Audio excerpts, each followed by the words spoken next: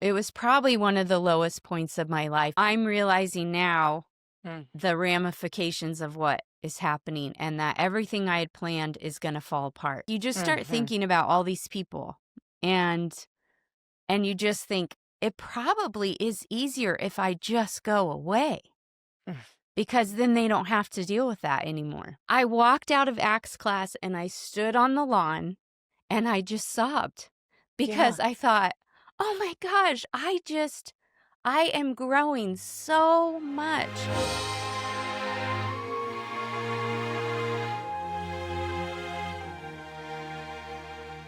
Hi, I'm TC, and I want to welcome you to True Comfort, where it's our desire to live out 2 Corinthians chapter 1, verses 3 and 4, which assure us that we have a God who comforts us in all our afflictions and encourage us to take the comfort we've received and share it with other people who need it.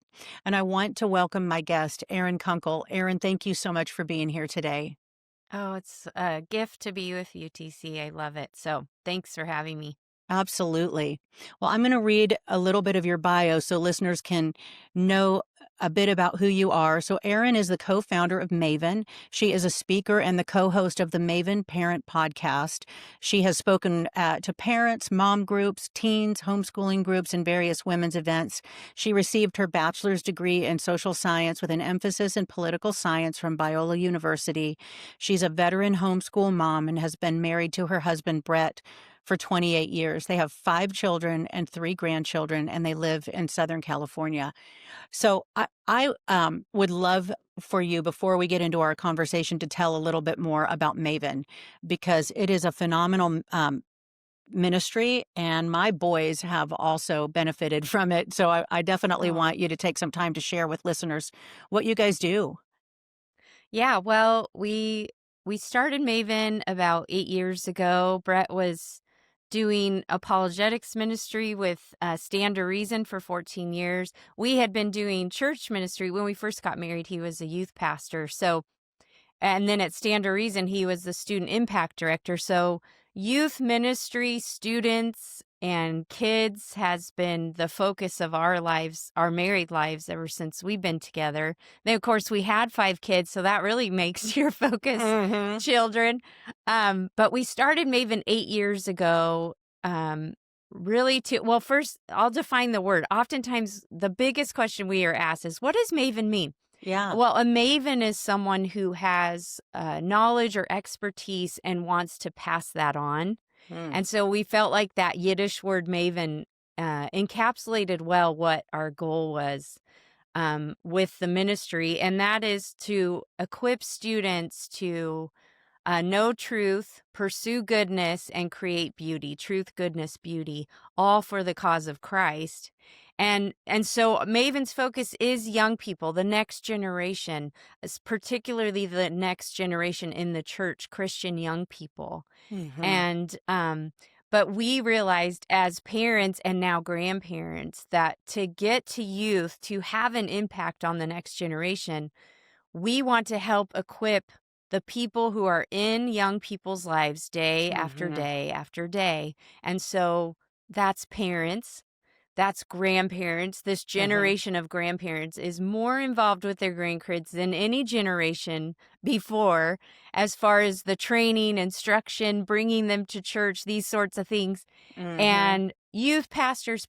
So that's our other target audience. We have young people and then the people who are discipling young people. So we do apologetics, we do worldview, the podcast Brett and I do, the Maven Parent podcast. We is a good example of what we're trying to do. Take a Christian worldview and then apply it to the everyday things we face as parents. So we do episodes on how to handle disrespect as parents, how to handle picky eaters, but also how do we navigate the gender pronouns with our kids, and Hmm. when their friends are transitioning, how do we talk to our kids about? So we kind of run the gamut on the topics we cover, but it's all about bringing the Christian worldview, and that Christianity gives us answers to the big questions of Hmm. life, the small questions of life. Um, So that's kind of Maven in a nutshell. We do that in all different ways. The podcast, we do conferences. Brett and I speak at conferences and churches and things.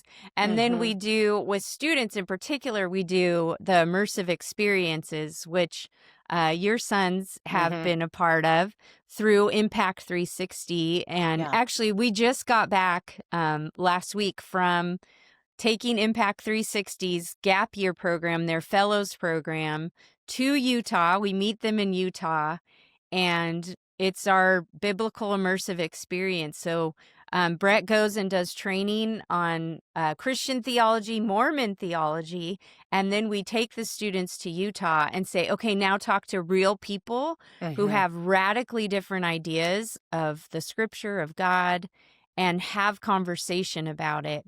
And we have seen, and we just saw again last week, how there's nothing we've done with youth that has impacted their lives the way these trips impact their lives. So Yeah. it's the classroom instruction coupled with getting out of the classroom, Right. meeting people who don't believe what we believe, and equipping them to have graceful conversations, still saying things that are true, Mhm. removing any kind of offense we could bring to it, like let's not be a jerk, let's not Right. raise our voices, and do it in a gracious way, and let's see these people that we're looking at as image bearers who Mhm. need the true gospel. And it lights these students on fire as far as, oh my gosh, this is the Christian life, Mhm. that we get to participate with God in spreading truth to a lost world. So I could go on. We just Yeah. had such a great week with the students, but I love all the things we do at Maven, and every time I'm doing something like with the students, I'm like, oh, this is the best thing we do, and then Mm. I'm at a parent thing, and I think, oh, this is the best thing we do. But I love Yeah. it all. It's all good. Well, I mean, I've heard some of your podcasts and I do want to recommend them because they're so practical and it's so real. It's the real issues that parents are dealing with. And, picky eaters, fussy, people, disrespect, those kind of things. It's really Hmm. helpful to just frame that and with a biblical worldview. But I will say those immersive experiences, I can vouch for the fact that they were game changers for my boys because it's like the difference. I think maybe I heard Brett say this once, but it's the difference between being taught how to play soccer in the locker room and then being able to go out and actually play. And, Yeah. you can learn all you want in the classroom, but going out and actually playing the game, you learn way more actually playing the game. You need the fundamentals, but you need to go put them into practice before it becomes, you Yes. have the context. And I think Yes. that's what it's doing is it's giving them context and a reason to know what they know Yeah. and seeing how you can apply it. And so I really applaud you guys. And I'm thankful. I know my son, Sam, especially, he understood the gospel, the Christian gospel, so much Hmm. more clearly after being prepared to go out into the Mormon community with your group. He was Hmm. like, "Whoa, we have such a better story, Mom!" And I really remember that so clearly. So, Oh. I'm really blessed. I will put information in the show notes for how people can find you and Maven Oh, and great. Hmm. those, the website. And I highly encourage anyone with teens to find you and youth pastors, all of that. Find Maven because it's a um, top quality training and Mm. ministry. So, Well, with thank you. that, I just want to remind listeners why I invite my guests. I invite guests each week who have taken time in their life to intentionally study the reasons for the biblical worldview to come on and share their hearts with us, to open up in a transparent way to share about maybe a season of heartbreak in their life or an ongoing struggle, but not to stop there, to share with us how God has comforted them through that and why they believe that God's promises and his comfort can be trusted. And I do this with the prayer that we as listeners will see number one, we're not alone when we struggle as Christians, that it's part of Christian life to have tribulation and trials, but that we will also be encouraged to know that we are not fools for trusting in God no matter what we are walking through. And then we will maybe walk away from these conversations with some more tools for our tool belt that we can draw upon when we suffer again or when we are confused again, which even though I would like to hope I never have to suffer again, I'm that chances are that there will be hard times ahead. And Right. having those tools to rely upon when we're tempted to doubt or we're having a hard time is a gift. And also to equip us to minister to other people around us who are Yeah. hurting. And so that is my prayer. I also just, before we hear from Erin, always like to say that these conversations are not scripted ahead of time. And so I don't always know what the content will be, and that is sort of just a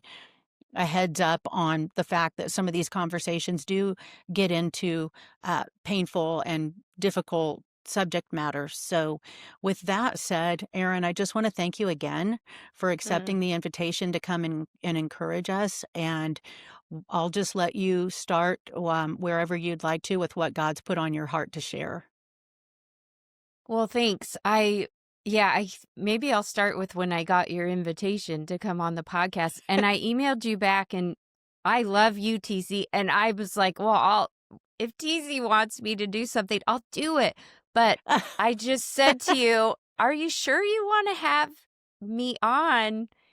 And I think because honestly, I do struggle with sometimes the opportunities God gives me to share what he's done. I sometimes will turn it back on myself and think, well, I'm not worthy to be on TC's podcast. Oh, She's having all gosh. these amazing people on. But actually, that's not what I'm supposed to think. I'm supposed to think, "Oh, yeah, I could share what God has done in my life," and that's Yeah. actually the proper focus anyway. So, um but of course when you send me the prompt of the podcast and what has been some of the biggest struggles, um uh, my mind always goes to, before I was a Christian and how I became a Christian, because I look back and without a doubt, it was the most difficult time of my life, even though I was quite young. But so I grew up in a Christian home, and my dad actually graduated from Talbot Seminary, which is the graduate school of Biola, where I ended up Yeah. going. I was in my mom's tummy when my dad graduated from Talbot. So I grew up when in my younger years with a dad who was in ministry. He was Mhm. a youth pastor, an associate pastor. He was kind of the guy that everyone liked to go to for advice and listening. Which ended up being, when he left ministry, he became a marriage and family therapist, and so he was a good listener. My dad was an amazing guy that way, and really was able to comfort people. And so grew up, going to church. And then when I was about 9 years old is when my parents had a falling out with the church my dad was at. They basically gave my dad $200 and said, you're dismissed from the ministry here at the church. Um, and so my parents were just kind of, I mean, they had four little girls. I'm one of four girls. And so we had a little time where my parents were kind of visiting churches and we weren't sure where we were going to go. And we ended up, I grew up in Southern California. We ended up at the Crystal Cathedral, of all places, Wow. in Garden Grove, California, Mhm. 15 minutes from my house. And the the m- by that time I was junior high. And so my junior high school years, I attended the Crystal Cathedral, and I heard a lot of positive messages at the Crystal Cathedral. I heard a lot of positive thinking. They brought in a lot of celebrities that would share their Mhm. stories of hope and but I myself attended church on Sunday. I thought the Crystal Cathedral was a big show, and I really started to uh not identify with what was going on Sunday. I did it because my parents wanted us to. I never complained about going to church, but I did not see myself as like one of these people. Um, I I probably was pretty judgmental. I definitely was. I thought the show of the Crystal Cathedral, like the big orchestra, the Mhm. celebrities coming in, it really, to me, turned me off. And anyways, but I'm going through some, pivotal years, junior high school. And if you would have met 13, 16-year-old Erin, are you a Christian? I would have said, of course I'm a Christian. I'm in a Christian home. Um, I go to church every Sunday. I don't love it, but I go. And so of course I'm a Christian. But I never ever read my Bible. I'm Mm. pretty sure I had a Bible, but I never cracked that thing open. I only prayed when I had like a big test or was in a fight with my boyfriend or something. Mhm. And then I would pray, God help me. But I knew virtually nothing about the God of the universe, the God of the scriptures. I knew Jesus died for my sins. I knew those Christian slogans. I had no clue what that meant. And Mhm. actually, I do remember a time thinking, why would Jesus do that? Like none of this even makes sense. Like Mhm. Jesus died for my sins. Why would he do that? How does that even work? Like I sin and Jesus pays for that? That makes no sense to me. Um so you could see I was kind of a brat. I really was. I was kind of a bratty teenager and I've apologized to my parents since then. But so in high school I met my boyfriend who ended up we pretty much were dated all of high school. We were a typical high school relationship, so we'd break up, get back together, break up, get back together. Mhm. Um but we were pretty much steady through all of high school. And I love school. I love the social aspect of school.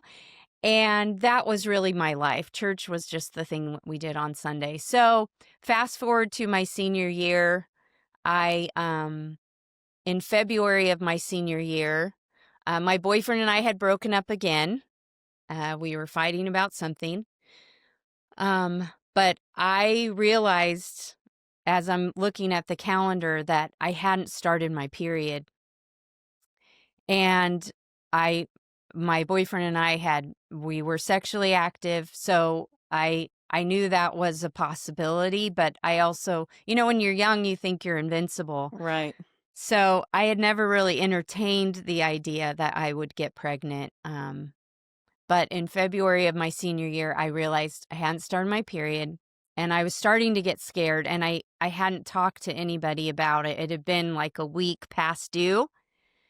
And so one day after school, I said to a few friends that we were hanging out, and I said, okay, so I need to tell somebody because I'm freaking out a little bit. But I told them, haven't, I'm worried I might be pregnant. And it just happened, um, which I say that kind of tongue in cheek because as I look back now, I see the Lord was in these times with me. Mm. Um, But one of the friends was a Christian, and he went to a small little Christian church in Anaheim that had a teen mom ministry. Wow. And so as soon as I said that, he said, "Oh, I know a lady that can help you." And I'm like, "What?" And he told me about his church that had this ministry to teen moms. And he said, "The lady's really nice, and I bet she would know what to do." So we go to his house after school. He lived near our high school and he got me on the phone. This is before cell phones. He got me on the phone with her and I just told her, I'm worried I'm pregnant. And so she told me about a crisis pregnancy center in Anaheim, California. And so the next day I went there and I took a test and I remember the nurse coming in the room still and saying, "Yes, you are you are pregnant. Mm. And then a doctor came in and they did the test on my stomach where the little ultrasound thing, not where you could see a picture, but you could hear a heartbeat. And I could hear the Wow. baby's heartbeat. Wow. And it's so good crisis pregnancy centers Yeah. do that Yes. because that brought, I mean, that Mhm. was like, okay, I think, especially looking back, I had the realization like I'm already a mom. Yeah. Like I already have a kid. Wow. And so that just sent me absolutely spinning. And for the next week I didn't tell anyone. I um it was probably one of the lowest points of my life because I realized my boyfriend and I were broken up. He was going to take a football scholarship and probably go across the country. I had already been accepted at several schools and had decided I was going to go to Baylor University in Texas. And so I'm realizing now Mm. the ramifications of what is happening and that everything I had planned is going to fall apart. And I think I sensed too, like my boyfriend and I weren't going to be together forever. So I realized I was alone. Mm. And so I remember being parked in my car on the side of a big highway in California, a big highway road, and just thinking about ways that I could just kill myself. Oh gosh. And I remember thinking that because when you really contemplate suicide, you're really wagering, is it better for me just to disappear Mhm. than to have to make other people go through what they're going to have to go through because of me? Right. And am I really worth that to people? Like the pain I'm going to cause my parents, the pain I'm going to cause my boyfriend, my grandmas who I was very close. Like you just start Mhm. thinking about all these people, and you just think it probably is easier if I just go away Mm. because then they don't have to deal with that anymore. And I don't know why I never fully attempted. Maybe it was cowardice. I don't know, but I just remember for about a week I really was thinking, do I tell people or do I end this thing? Mm. And also playing into that too was I knew the teacher at our high school who took the girls to get abortions. Several of my friends had gotten abortions. So I knew that was an option, but I don't know if it was hearing the baby's heartbeat in that crisis pregnancy center that didn't allow me to do that, but I never actually really did consider abortion. Which I just attribute to God's grace, I guess, Mhm. because do I understand why women consider that and make Mhm. that 100%? I Mhm. do. And so I didn't consider abortion. I did consider suicide, and then I decided to just start telling people. And so I told my boyfriend. He was like, "Well, you have to have an abortion. You're going to ruin our lives if you don't." Yeah. So then we didn't talk for several weeks. The lady at the church, that small little church, actually helped me think through how I would tell people. So she really held my hand, even in thinking about telling my parents and those sorts of things. So I eventually did get the courage to tell my parents. I wrote them a letter. I left it on my mom's dresser, and I went to my friend's house. That's how I told my parents. Um, my mom came and picked me up, brought me home, and my parents said that they were disappointed, they were scared, but that they would walk with me through this Mm. thing. So my sisters were all crying. This was I think that was the first time I realized the decisions I make affect so many other people. Mm. And for me, I knew what I had done was wrong. And I realized like, oh, the choices I make really do affect other people. We like to think that our sin, that our choices that we make just affect us. Mhm. But that at 17 years old, I realized, oh no, the things I do affect everyone around me, for good or bad. Yeah. So because this lady had kind of taken me in, was mentoring me in how to share with people, I thought, well, maybe I would like to go to this little church. So I started going there on Sundays and stopped going with my family to church and started going here. Well, this church was a four-square charismatic church, quite different than the Crystal Cathedral I was attending at the time. And they, every single Sunday, shared the gospel at the end of the service and had an invitation for people to come forward. And so every single Sunday now, I'm being reminded of this story I had heard, but I did not have the ears to hear it. Yeah. I was blind, but now I was starting to see. Mm. So now the reason that Jesus did what he did for me, for human beings, now it's making sense. And now I'm not so prideful. I'm actually hearing it Mm. and realizing why I need this grace so desperately in my own life. And so I never had like a walk down to the front altar moment, but I got saved at that little church one of those Sundays when the gospel was shared, and there were just kind of moments where I realized, okay, I believe this stuff now. I want to follow Christ. I want to give my messed up uh life to him and see what he can do, because I've been running things and I've made a total mess of it. And so that's how I came to the Lord and started following him. And I 17 years old, I I ended up transferring to a junior college nearby, near my parents' home, and started going to school there. My boyfriend did take the football scholarship and left. So he left before our daughter was even born. And so October of that next year. So when I graduated, I was 5 months pregnant. And then I had my daughter midway through the first semester of college.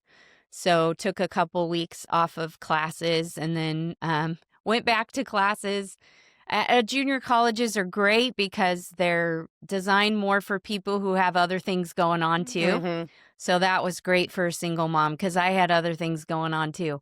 And so I was able to attend classes for a few hours, come back home. Um, my sisters, my parents, my grandmas, and then my boyfriend's parents' mom, his mom in particular, would watch my daughter so I could keep going to Yeah. school. Um, so I ended up having quite a big community around me of that were helping me to do this single mom life. But no question that there were many times, especially in the end of pregnancy, having my daughter, and then when she was so little, of having so many times of despair and loneliness and thinking, like, gosh, this is not the way it's supposed to be. This is not the way it was supposed to be for me. And this is not the way it should be for anybody. Like, this is terrible. Mm. This lonely time of realizing, like, I'm the mom, there is no dad. And Mm. even with the support I have, you realize there's not another person sharing in this incredible burden Yeah. of caring for another, of being responsible for another human being. And I don't mean burden in a negative way. Right. But the weightiness, that's how I mean burden, like this weight now Yeah. that you are responsible for. And every person who's had a kid knows what I'm talking about. Like, you leave the hospital the first time you have your first kid, or the pregnant or the labor center, wherever you leave, and you're like, you're going to let me go home with this kid? Like, I I'm know. not I sure I know. know what I'm doing. Yeah. Um, so it was it was that compounded with the fact that I had just turned 18 by that point, and I didn't have I mean, I had my family, but I didn't have a partner who was Mhm. gonna do this with me. S Go oh, sorry, Yeah. were you gonna Well, I ask? didn't wanna interrupt you. I just Yeah. as I'm already just first of all, thank you for sharing all of that. Well, I think the thing that's really just sticking out to me is the beauty of God's providence in your life. Just meeting Mm, that one woman and mm, how he cared for you even in the midst of a time when you weren't even actually really looking to him. mm-mm, He was comforting you when you weren't even looking to him for comfort mhm, and providentially providing for you in such a specific way to mhm. to from the guy at school to the Yeah, woman, the ministry being there, to taking you to hear that precious heartbeat yeah, and all of that. I think it's important to be obviously we usually can't see God's providence as well until we look back on it. I mean, we can't, mhm, and we're so prone to worry that he's not going to show up. But these are those memorial stone times. I'm sure mhm. looking back and seeing how faithful he was has been something Yeah. you've looked back on many times. Yeah. Oh, yeah. And I think that's typically how we see God work is in hindsight. Hmm. We see, oh my gosh, you were there then. You were there then. You were there through this person and that circumstance and all of those things. And at least for me, that's been pretty much characteristic of my life. It's in hindsight which I think it's probably true of human beings because, when you study the Old Testament and how God sets up life for his people, he sets up all these rhythms of life where they stop and remember Mm. and they feast and they fast and they but it's all this weaving in of remember what I did, Yeah. and so by remembering, that's how they trust him in the future. And so I think that's a good lesson for all of us to have these Yeah. rhythms where we spend time remembering what God has done Hmm. to give us hope and faith for the things we have no clue what he's doing in the moment or what the future holds. I think what he calls us to is remember Yeah. what I have done, and that will give you what you need to trust me with the unknown future that you have no clue what's going to happen. That has definitely been true for me. And I love the way C.S. Lewis writes about this. At least, so in the Chronicles of Narnia, my favorite book is The Horse and His Boy. And there's a scene in The Horse and His Boy where, of course, the main character is Shasta, but he's walking in this part. It's very dark. It's very shadowy and he can't really see where he's going.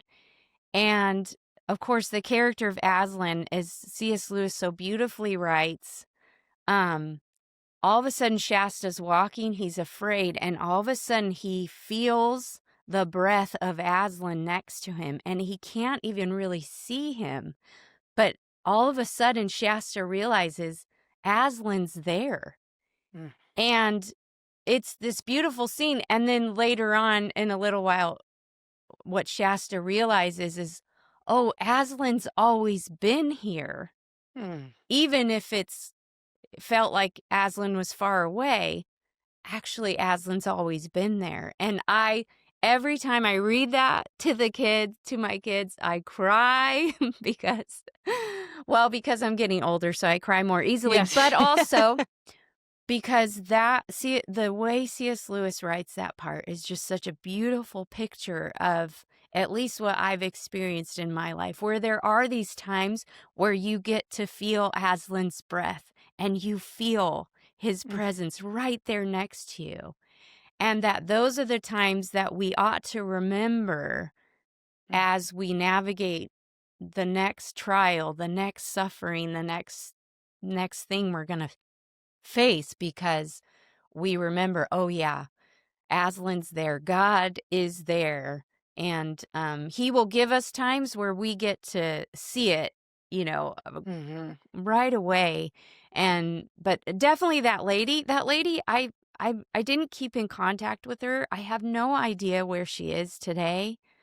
Um, but as far as like being someone who walked with me through a difficult time, um, and had no clue, my family walked through that time with me, but they know how much they helped me. She has no idea. And even that church, TC, Mm. I mean, I went to that church for a couple of years, but then when I ended up meeting my husband Brett, and he was a youth pastor, and then we realized we're going to get married, so you probably should start. I remember him saying like, you should probably start coming to my church and like getting to know the people. And I did not want to, because I loved my church, because Mhm. that church I went to, big pregnant 17-year-old Erin, and those people, they just I was one of them. They Yeah. were Jesus to me. They were Mm. Jesus' hands and feet. I could go and worship God freely there, and no one was looking at me like, "Who is that girl?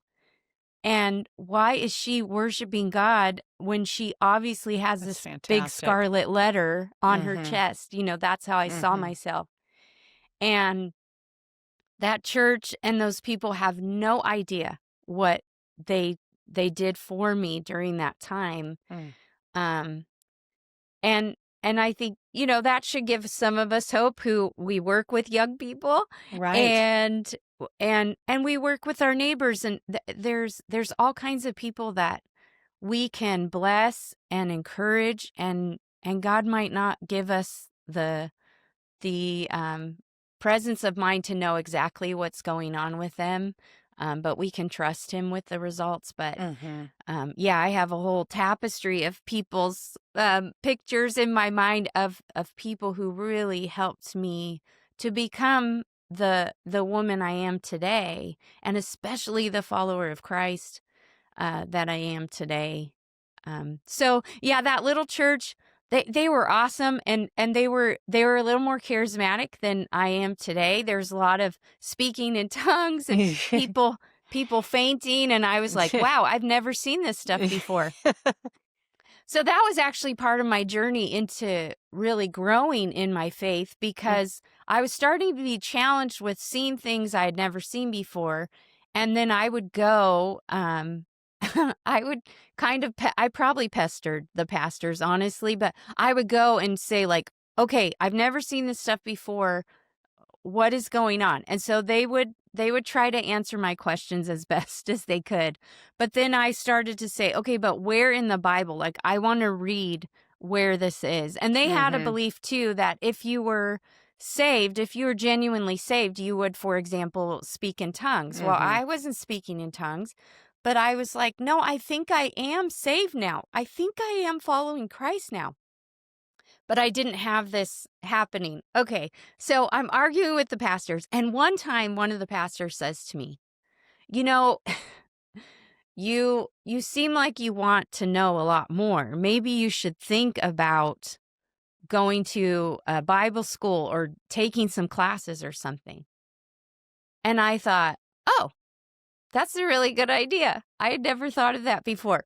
And he probably was like, "Erin, can you leave me alone, for heaven's sake?" But no, he was a sweet guy, but he could see I had questions that he Yeah. didn't have satisfactory answers for me. And then at the same time, I'm going to community college, and just within weeks of that pastor saying that to me, one time at lunch, I'm sitting there with some other students, and someone brings up Biola University. And Biola was 10 minutes from my parents' house where I'm living. And I had not thought about Biola. I knew it was there. My parents had attended there, but I hadn't considered it. Mm. So all of a sudden, driving home, I just thought, Lord, could I go to a Christian school? And within a few months, I had applied. I had gotten, some scholarship stuff, some grants, things like that.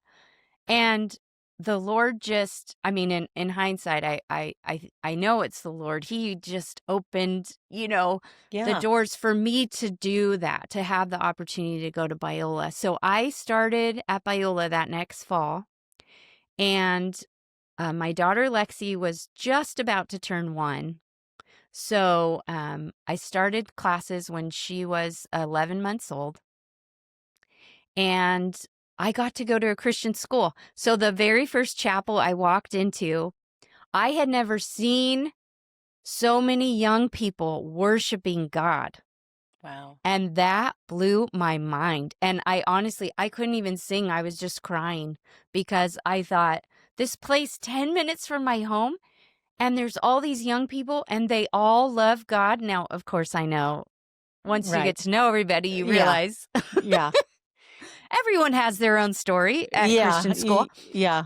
But for that time, I'm like seeing all these young people, and I cannot believe I have found a place of, my people. Now, it was funny for me to even think these were my people because I still felt like I kind of walked around with the scarlet letter Mm. that I was a single mom. As far as I knew, I was the only single mom at Biola. I ended up meeting another single mom there. So I believe there were 2 of us.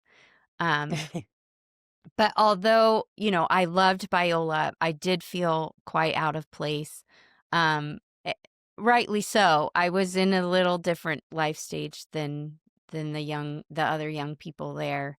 Um, but I got to start taking Bible classes, and that just it it changed my life. It Mm. changed my life. The professors at Biola that I got to have for, Old Testament survey. I had Dr. John Hutchison, and I would cry in so many of his classes because he's showing Mm-hmm. Jesus in the Old Testament. He's connecting for me the Trinity. The God of the Old Testament is the same God of the New Testament. And Mm. these Old Testament stories that I had never really known, other than like Noah's Ark and, the stories you hear in Sunday school. Right. But now he's teaching us the Old Testament, and then he's putting up slides when he's gotten to go to Israel that these are actual places. These aren't myths and fairy tales. This is the Mm-hmm. the true story of the history of God and what he has done through humanity. Yeah. And I was blown away. And I think I was the only one crying in Old Testament survey. I'm pretty sure I was.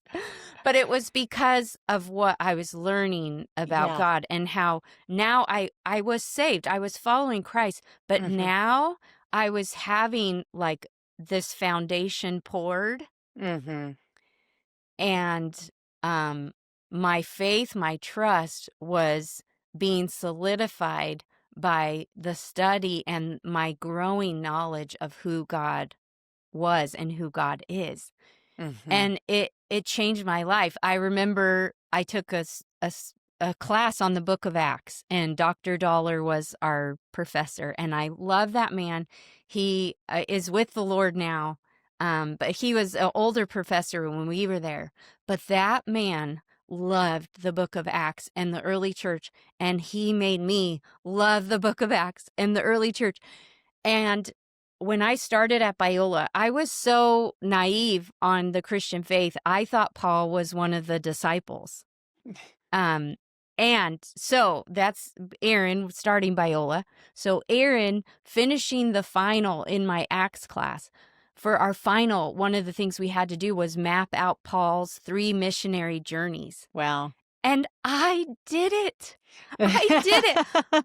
I knew Yeah. Paul's letters. I knew where he had been, and I mapped it out, and I walked out.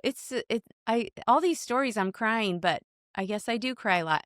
But I walked out of Acts class and I stood on the lawn and I just sobbed Yeah. because I thought, "Oh my gosh, I am growing so much in Mm-hmm. my knowledge of God." And I just had a sense like, I'm not going to walk away from this thing. Like, my foundation is getting poured so deep Mm. that I'm not going to walk away. Like, I'm in this for good now.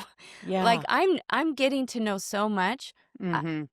Now, I don't mean that in a pompous way, like, No, oh, I I get can it. never be, but Yeah. that feeling of like, man, my Yeah. anchor is getting heavier and Mhm. heavier, and I could feel it. Yeah. Gosh, thank you for that. I am blown away. And just really what keeps hitting me is not only the providence of God in that story, but just the beautiful redemption. Because what you thought was a scarlet letter, he absolutely used to bring you to that place where you were crying on the lawn after, you know, Mhm. outlining Paul's missionary journeys, which you probably Mm. would have never done.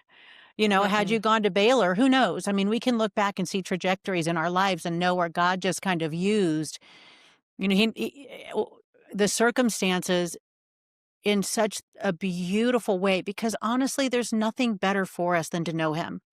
Yeah. And so if he'll use whatever it takes, to Mhm. move us in the direction of flourishing in him, where we Mhm. are connected. And I know you say you can look back on it in retrospect and see his faithfulness, and seeing so much redemption in just bringing you to Bible school and growing your faith that way. Are there any other things that you've seen, just how he has redeemed or comforted you even past that point? Because I don't know, I don't know what you've grappled with, but I know when I look back at some of the things I've done that Mhm. grieve me, I not only grieve some of those things, but I also have carried forward sometimes a feeling of being a failure, or, believing Mm. a lie that there's something wrong with me, even after beautiful things have become evident. I'm wondering if you've ever, how does God meet you where you are with anything that might still continue on in your life from that season?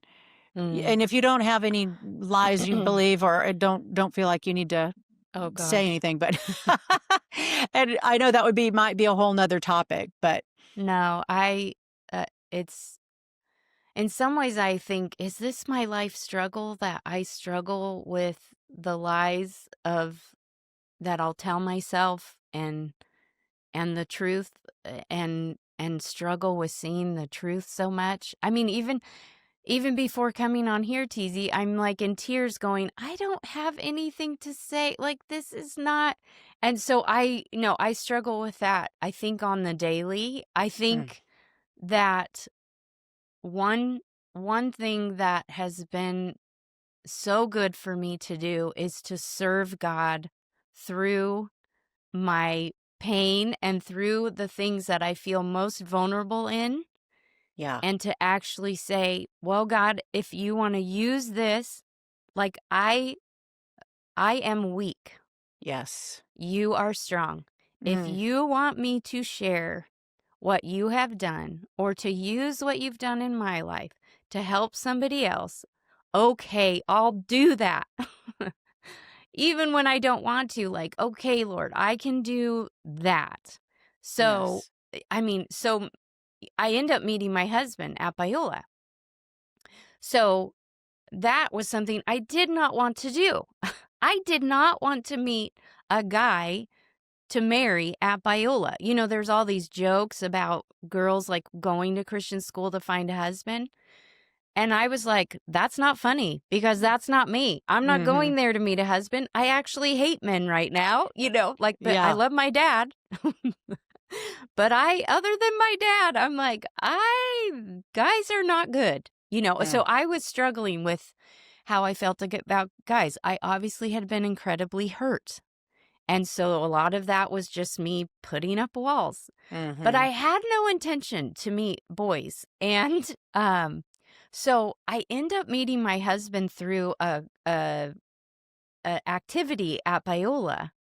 And he had told his roommate to invite me to go with him. And so his roommate came up and invited me to this thing. I wasn't living on campus, so I didn't know all the school activities going on. So even that, I didn't want to go. A friend of mine, who I'd met a few friends, she was going on the thing. So she said, why don't you just go? It's fun. Like, we're going to go to In-N-Out and ice skating. And I was like, oh my gosh, I really don't want to go though, because I don't want to go.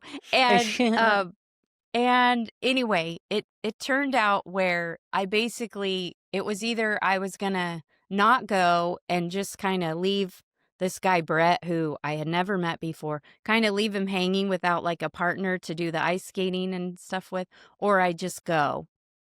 So with my friend's encouragement, I ended up going. And that's how I met my now husband of 28 years. So we go on this Oh, school thing, and he starts teasing me and being sarcastic. And I'm like, oh, I can handle you. And so I'm sarcastic right back to him and teasing him. And we just had such a fun night together.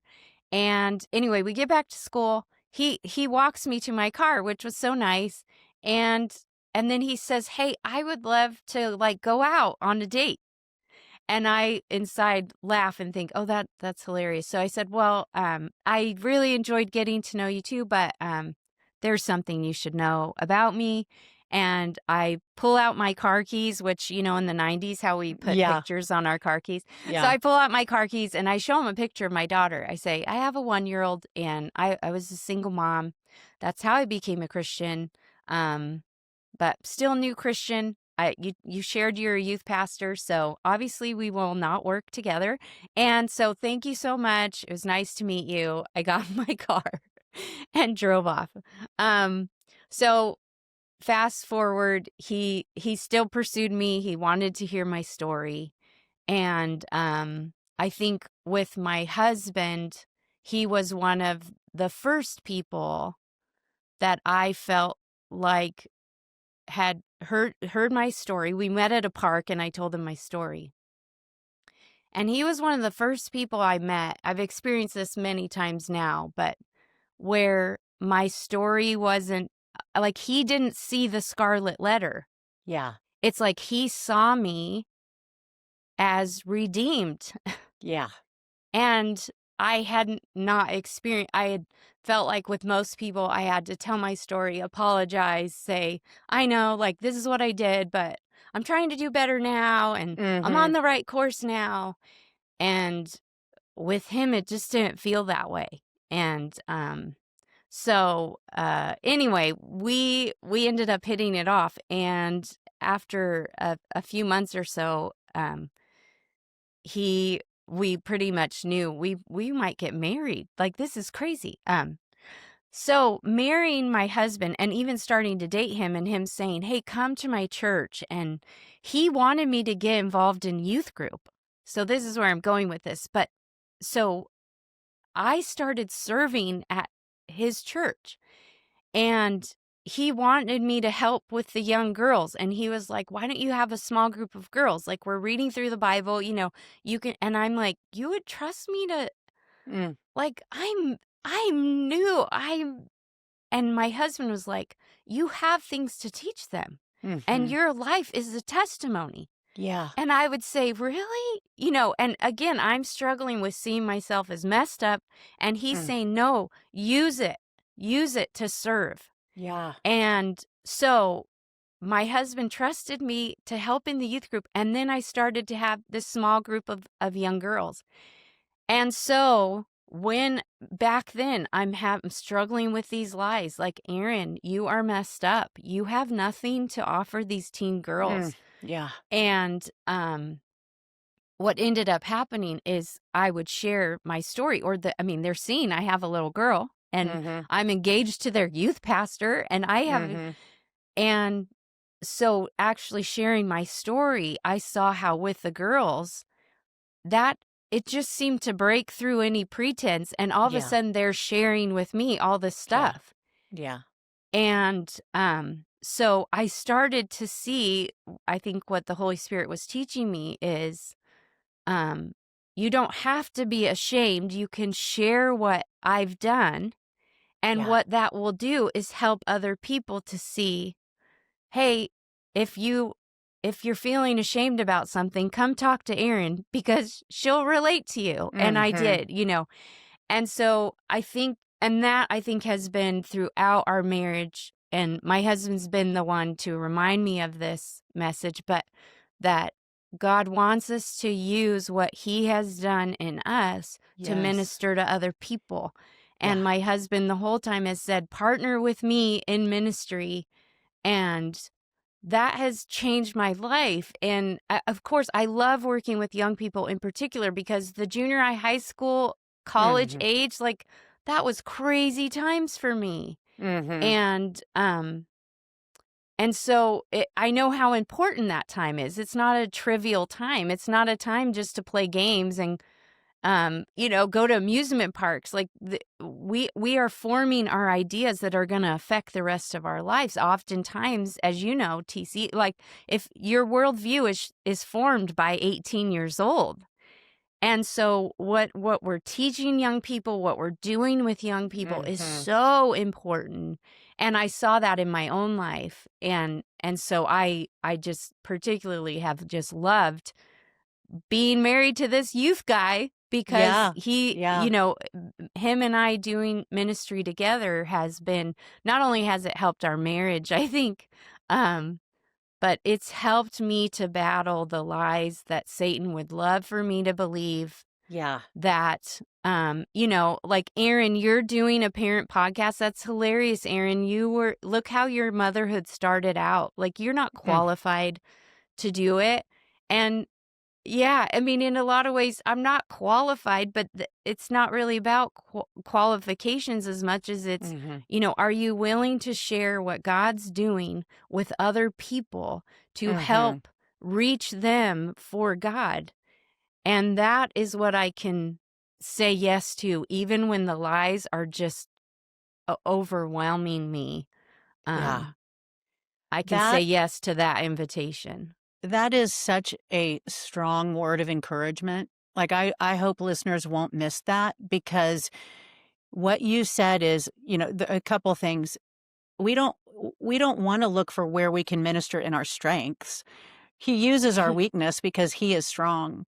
But the Mhm, focus being that God's faithfulness, it's about pointing people to him and the mhm. reminder that that's what it's all about. Even our testimony is not about us. It's Yeah, about him.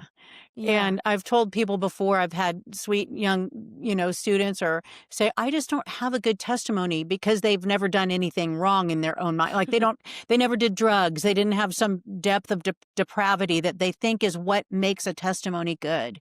But it Mhm, really isn't that. What makes a mhm. testimony good is how real God is in your life and what he's done and Yeah, continues to do and how it's changing your life today, yesterday, today, and what your hope is for tomorrow.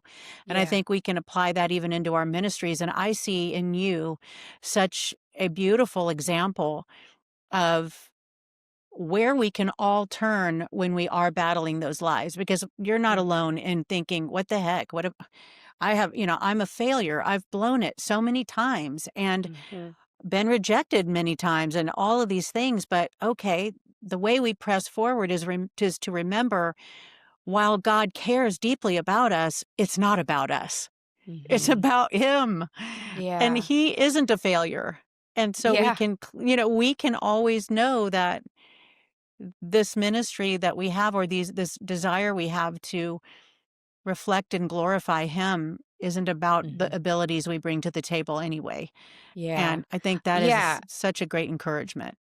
Yeah, I mean, I think our hope as followers of Christ, our hope should be that after people hear us share or speak or teach, whatever, that I mean, my hope is that they don't walk away going, "Wow, Aaron's so great." Mm, I hope they walk away thinking, "Wow, God can do amazing things." yes. Even with someone like Aaron who seems pretty normal, or whatever. Just I hope they walk away thinking God is capable of much Yeah, when we are willing to let him use us. And yeah, I think that's what I've seen. And yeah, I mean this continues, like I said, TC. Like I motherhood has not been easy. mhm, It has been a challenge. yeah, And I think, I with my daughter being a single mom, Brett and I got married when she was almost 3, and then he was able to adopt her when she was 6 and legally adopt her. And then by that point we were starting to have more kids and end up having 5 total. And but I just my hope was that my daughter wouldn't, she got a dad. Brett was able to adopt her. He's been a part of her life for she's Mhm. about to turn 31. Um my hope was that she wouldn't have struggles, that I wouldn't struggle with that her and I would be super close and our relationship would never be a challenge. And that has not been the case. Yeah. And I can get into really dark places when Mm. either she's struggling or her and I are struggling Mhm. and think, oh, this is because of all that I did all those years Mm. ago that I'm reaping what I've sowed, and some of that is true. I mean, anyone who has had a biological parent who should have cared for them and Mhm. didn't, they know what my daughter has had to struggle with. Mhm. And that's real. And there's nothing I could do to take that pain from her. That's just a part of her story, a part of her pain. Mm. Um, so I couldn't wish all of that stuff away, but um I do think, as I struggle, as I've had more and more struggles in motherhood. Of course, I'm not a perfect mom. I don't have a perfect marriage. My kids aren't perfect. Um, that I continue to end up in the place where, like I said before, remembering God's faithfulness. Um, in my own life, remembering God's faithfulness in others people's life has been so helpful for me. I Mhm. I realized many years ago that I'm always drawn to biographies, especially biographies of Christians. Mm. And I just love biographies. I will soak them up because I get encouragement from Yeah. seeing what God does in other people. Yeah. And good biographies just show you all the junk of the other person. And Yeah. so if you had this high view of someone like Corey ten Boom, which I do, I mean, she's like in the Hall of Fame for me. But if you read The Hiding Place and then Tramp for the Lord, her sequel to that, and her struggles with God and her place and what she's supposed to do. I mean, you see Corey as like, oh, she's actually a real person who would forget the faithfulness of God and had to be reminded. So, Yeah. anyway, I think biographies for me have been a huge part of my Christian walk of remembering Yeah. who God is, remembering, oh, yeah, this God who, um, Brother Andrew and Smuggler for the Lord, in that book, Mhm. that's the same God that I serve too. This Yeah. God who was so faithful. Mhm. So yeah, I think Yeah. remembering God, who God is, and then remembering that He doesn't call me to minister to other people because of how great I am. He calls me to ministry to other people because of what He's done in Yeah. me. And Yeah. that's how I'm qualified, Mhm. because I have been changed. I am a new person, and I'm to testify to that and to Mhm. serve out of that. And that's where I come back to in my lives to, okay, I can do that. If Yeah. that's what you want me to do, I'll do that. Yeah. That's fantastic. That is, I mean, thank you. Thank you for sharing that. That is such a good word of encouragement. It makes me want to go read more some biographies. And it is a beautiful way. I agree. You're remembering your own story, but then seeing the faithfulness of God in others, it is a huge um, way to bolster our faith in the Mhm. midst of and get out of our own selves, Yeah. enter into Yeah. someone else's story for a while. But that is such great wisdom and such great advice. I know we're coming around on an hour here, and I don't want to keep you much longer, but we could talk forever because, we've shared this together. Our stories are very similar, just Mhm. being single moms and then God redeeming so much and blessing us with wonderful husbands who see us Yeah. redeemed Yes. And I think that is the beauty of being a part of the body of Christ as well, is that we can see each other as redeemed, and we're all redeemed. Mhm. Even people that aren't single moms like we were, you have to be redeemed too. Yes, It's the great equalizer and the great it gift for is. us all. So Mhm.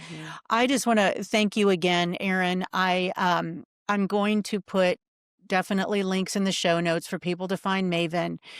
And I want to encourage you to know that you have so much to give. I know you know that, but I want to also Hmm. join in with Brett to just say, keep going, because you are such an encouragement, such a beautiful, shining example and a testimony to God's faithfulness and goodness. Hmm. And I hope that listeners will be, I think they will, but I hope they'll be encouraged and also share this conversation with Hmm. others that you know that would be encouraged by this conversation. I want to thank you, listeners, for joining us, ask you to consider subscribing, and so that you won't miss a single moment of true comfort. Thank you so much, Erin. Yeah, thanks for having me, TC.